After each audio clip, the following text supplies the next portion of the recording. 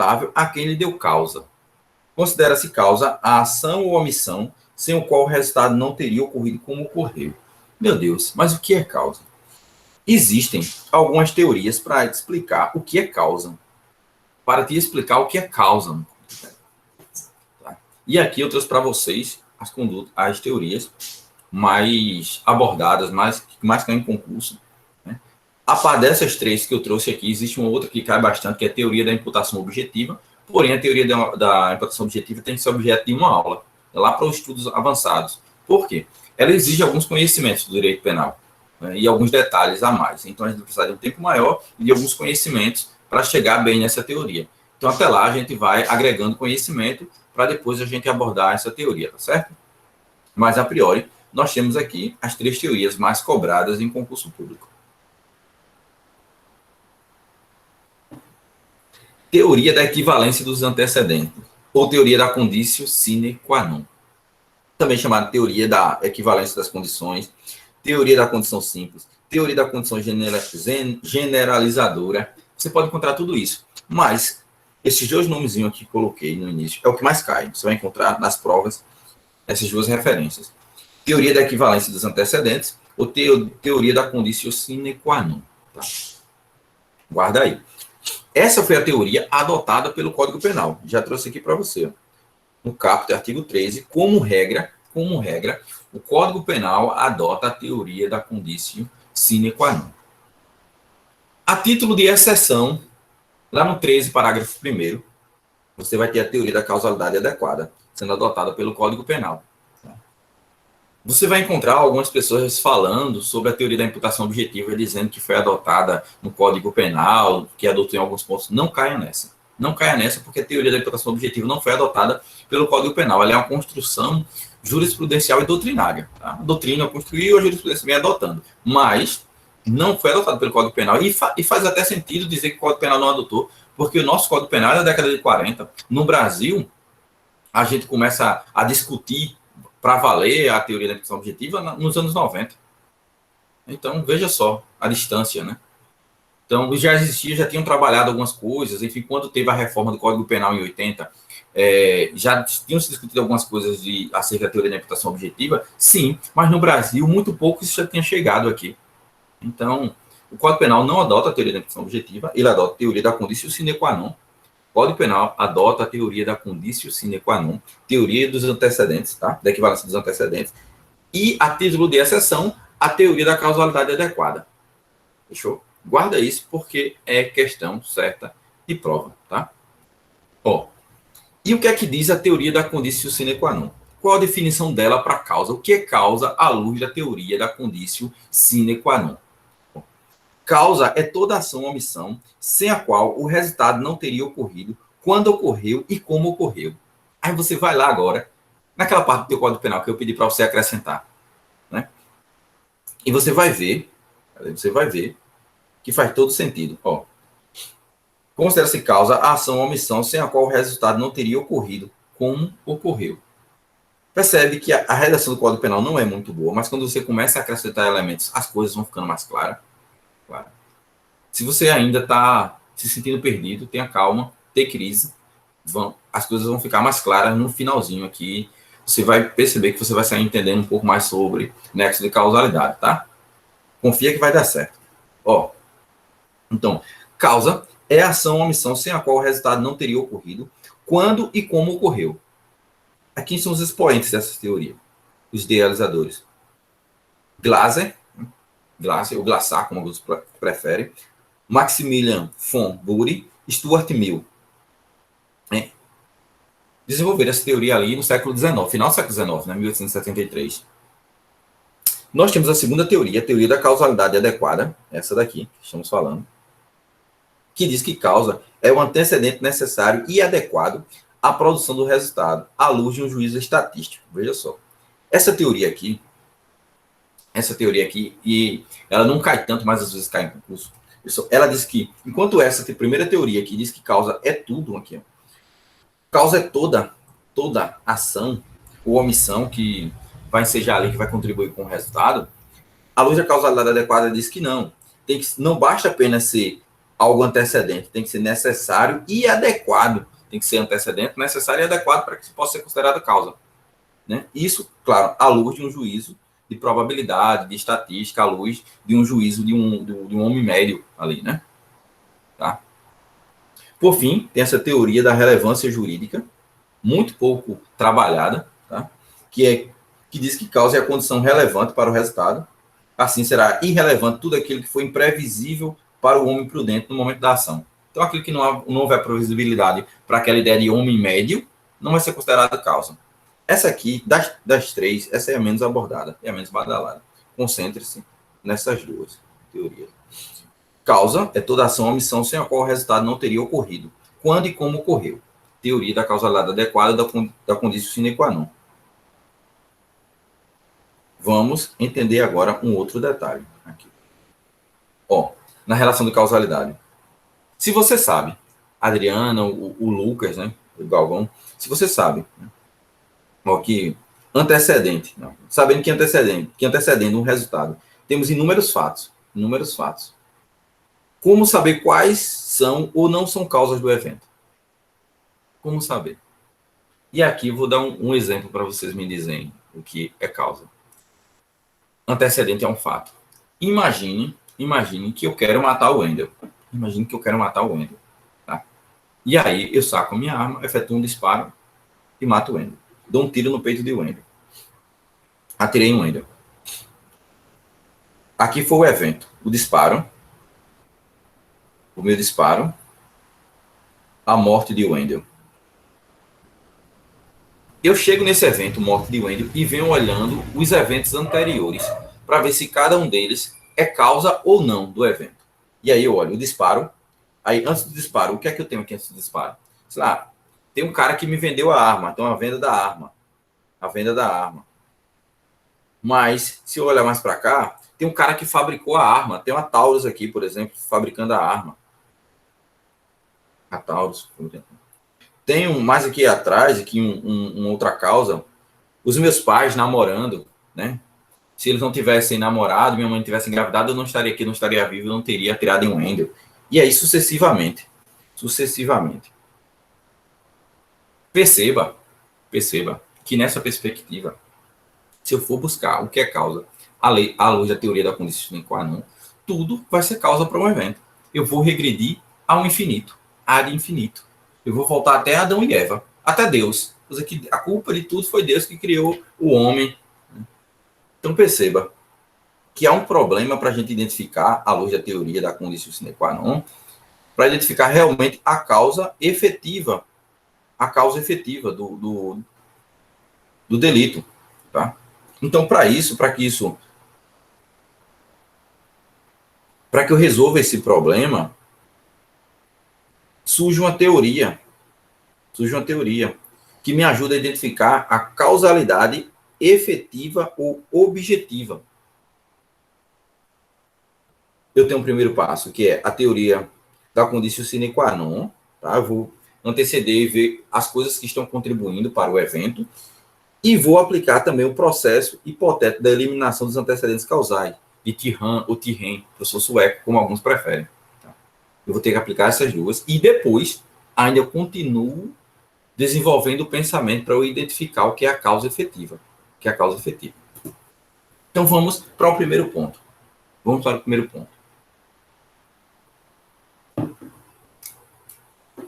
O que é essa causalidade hipotética, esse processo hipotético de Tirren? É um processo. Agora foca comigo aqui. Tirren, ele traz um processo no campo mental, em que você vai suprimindo as condutas, os eventos, você vai suprimindo as ações e as omissões e vai percebendo se ela vai interferir ou não no resultado. Se ela não interfere em nada no resultado, se o resultado continua acontecendo, ocorrendo da mesma maneira, ela não pode ser considerada causa. Mas se eu elimino mentalmente aquela ação ou omissão e ela interfere no resultado, aí eu tenho uma causa. Ó.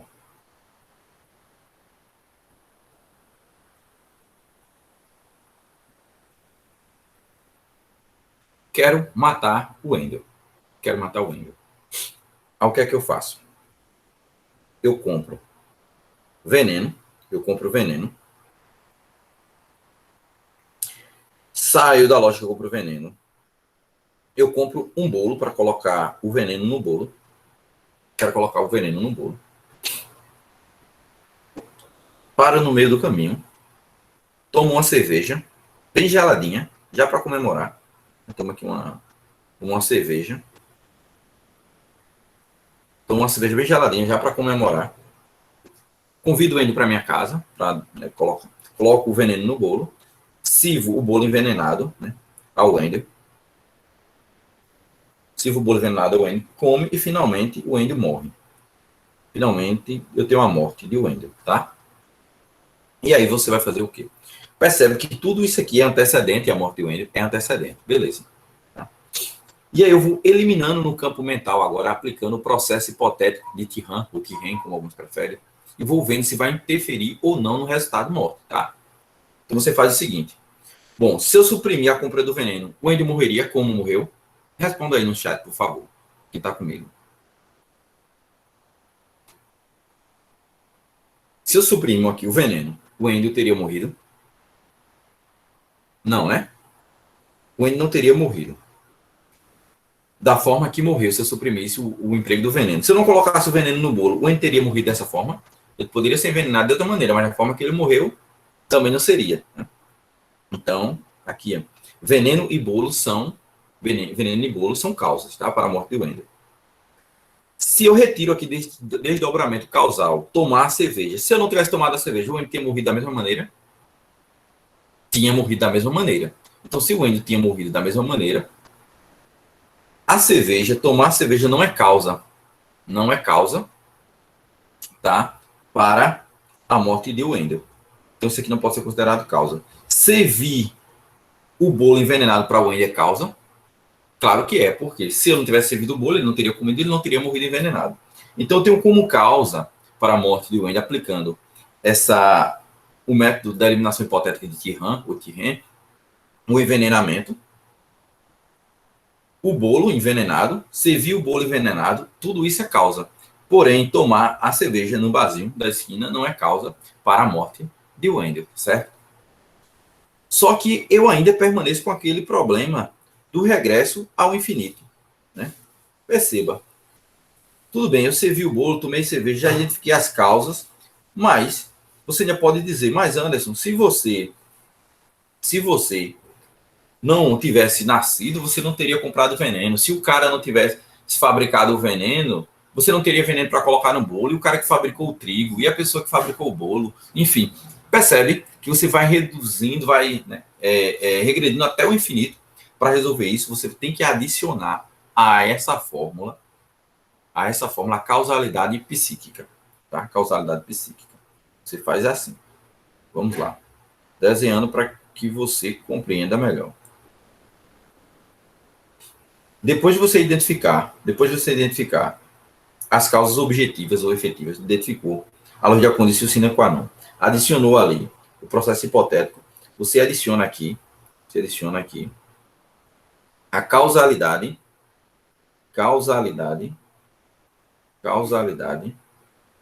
psíquica.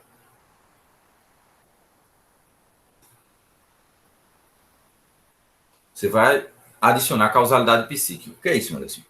Dolo e culpa. Você vai ver se a conduta, se o antecedente ele foi realizado com dolo ou com culpa. Se ele foi realizado com dolo ou com culpa. Por exemplo, quando eu fui comprar o veneno, a pessoa que me vendeu o veneno, aquele veneno de matar rato que eu botei, que eu usei para matar o Wendel, ela me vendeu com dolo que eu matasse o Wendel. Ela disse, é para matar o Wendel? Sim, tome aqui. Não, não disse. Ela simplesmente cumpriu o seu papel, ela vendeu o veneno, se quer saber que eu ia utilizar para matar uma pessoa. Ela não agiu com dolo, com culpa. Então, ela não pode ser tomada a sua conduta não pode ser tomada enquanto causa para o cometimento desse delito. Os meus pais, quando se relacionaram, né, eles não se relacionaram com o dolo de dizer, vamos ter uma criança que mate o Wendel no futuro. Eles não tinham essa perspectiva, eles não tinham esse dolo. Tá? Então, eles não podem, essa relação, esse evento não pode ser tomado enquanto causa efetiva.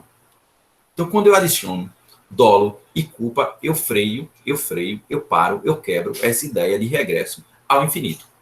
Tá? Então, a causalidade psíquica, que é o dolo e a culpa, é o que freia, é o que quebra esse regresso ao infinito. Tá bom? Tá ok? Entendido até aqui? Então, temos,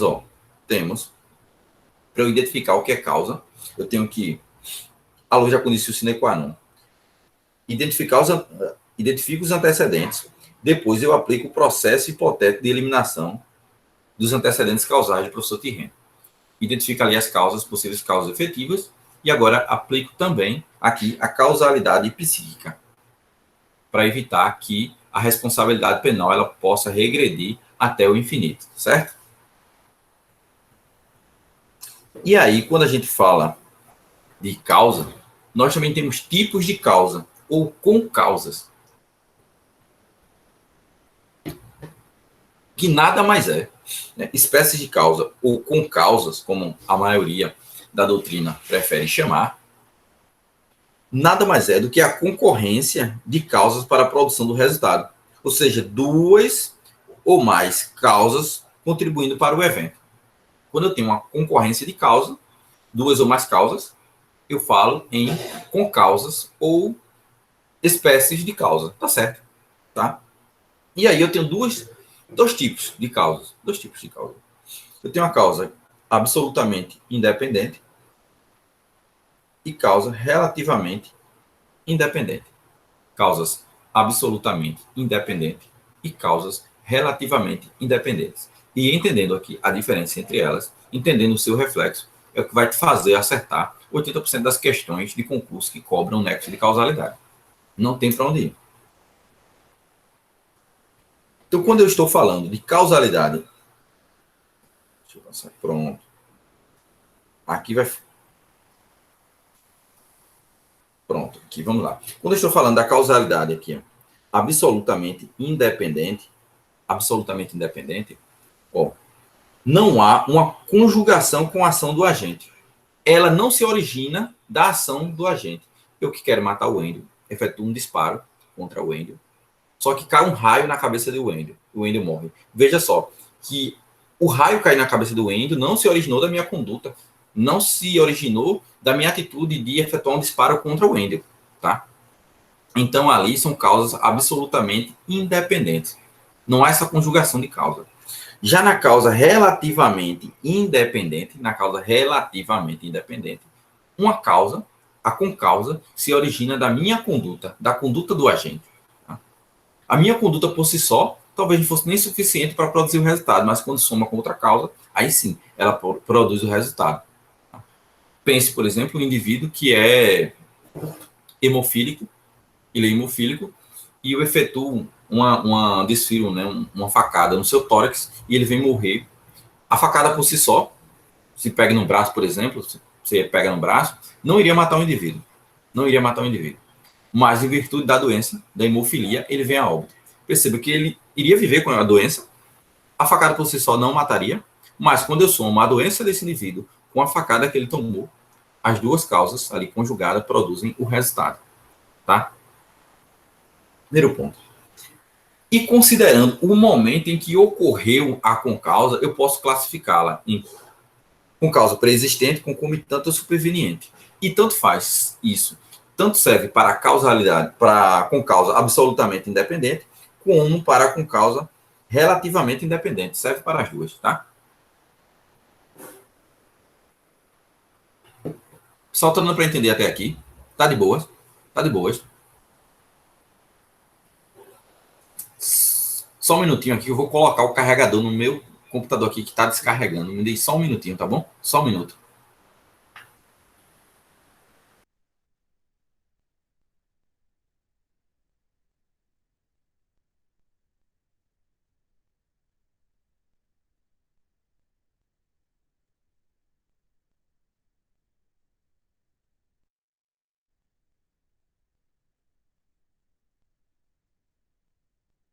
Pronto, foi um minuto ou não foi? Tá vendo? Foi menos de um minuto, é rápido demais. Sim, mais ou menos. Gustavo, esse assunto foi sempre o meu calo. Tá dizendo aí e tal. Gustavo, dúvida, meu irmão? Pergunta aí. Por isso que eu acho massa esse, por isso que eu acho massa esse feedback para a gente poder ir aos poucos dosando, porque às vezes a gente vai passando o que parece claro para mim não parece para você.